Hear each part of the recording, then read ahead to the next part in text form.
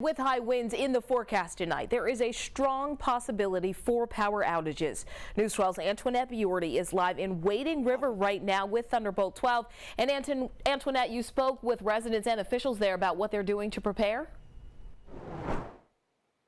Yeah, that's for sure. We're here with Thunderbolt 12 just east of the William Floyd Parkway in the North Shore community of Wading River. Now, it's a concern, these high winds, especially in neighborhoods like this one with tall trees that could come down onto wires and knock out power.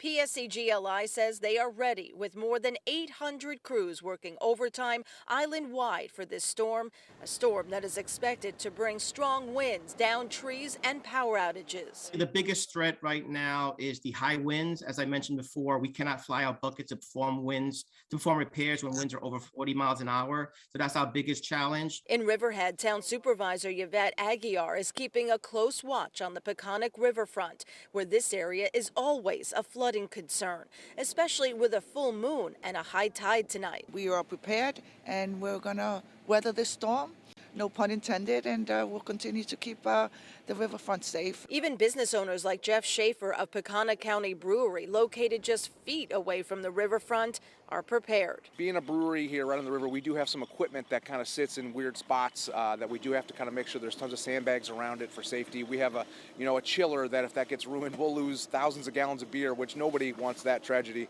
with everything going on in the world. Over in the town of Brookhaven, 200 highway employees are on standby, and there is plenty of salt and sand ready to go. Brookhaven is 520 square miles, roughly the size of Nassau County, running from the Sound to the Bay to the ocean, so conditions can vary greatly.